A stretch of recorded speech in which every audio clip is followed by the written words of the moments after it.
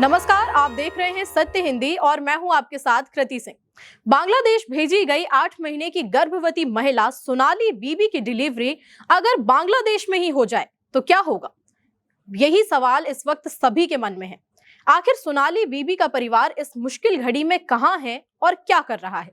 सोनाली अपने परिवार के साथ करीब 20 साल से दिल्ली में रह रही थी। दिन रात मेहनत करके जैसे तैसे गुजारा चल रहा था। सोनाली और उनकी बहन घरेलू काम करती थी और सोनाली के पति दानिश कूड़ा उठाने का काम करते थे। रोहिणी में उनका एक छोटा सा घर था जहां मेहनत मशक्कत से जिंदगी कट रही थी। सोनाली पति के साथ मिलकर महीने का लगभग 10,000 कमाती और बच्चों को दिल्ली के सरकारी स्कूल में पढ़ा रही थी।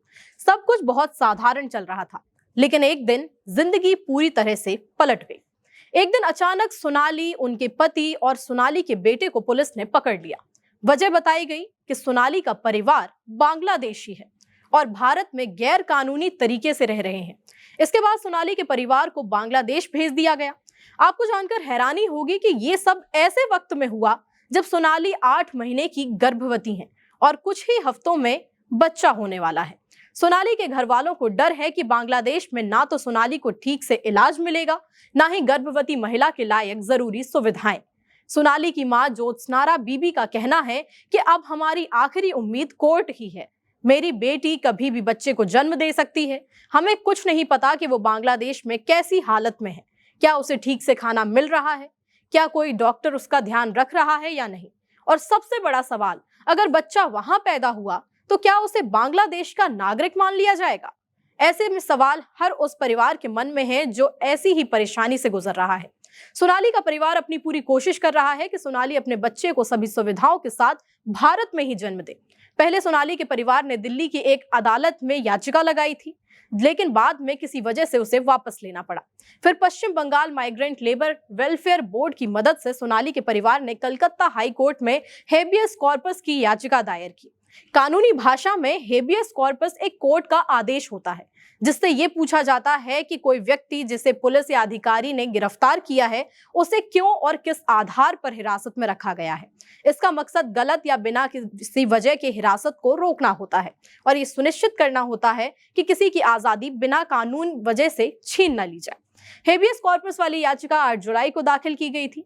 जस्टिस तपव्रत चक्रवर्ती और जस्टिस रीतो ब्रतो कुमार मित्रा की बेंच ने इस मामले की 2 बार सुनवाई की।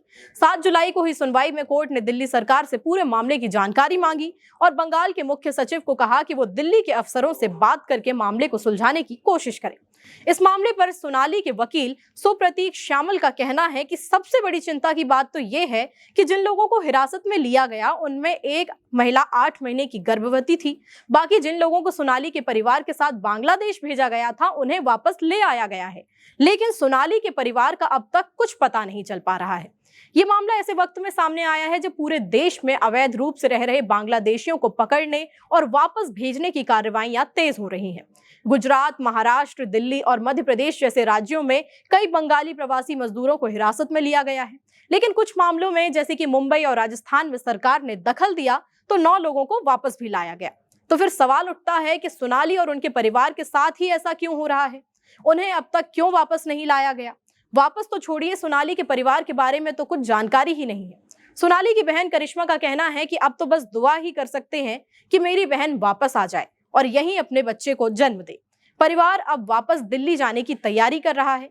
इस मामले में आपकी जो भी राय हो हमें कमेंट करके जरूर बताइएगा। वीडियो अगर पसंद आया हो तो लाइक करें, शेयर करें, चैनल पर नए हैं तो सब्सक्राइब करें। फिलहाल के लिए इतना ही। नमस्कार। Copyright disclaimer under Section 107 of the Copyright Act 1976. Allowance is made for fair use for purposes such as criticism, comment, news reporting, scholarship, and research. Fair use is a use permitted by copyright statute that might otherwise be infringing.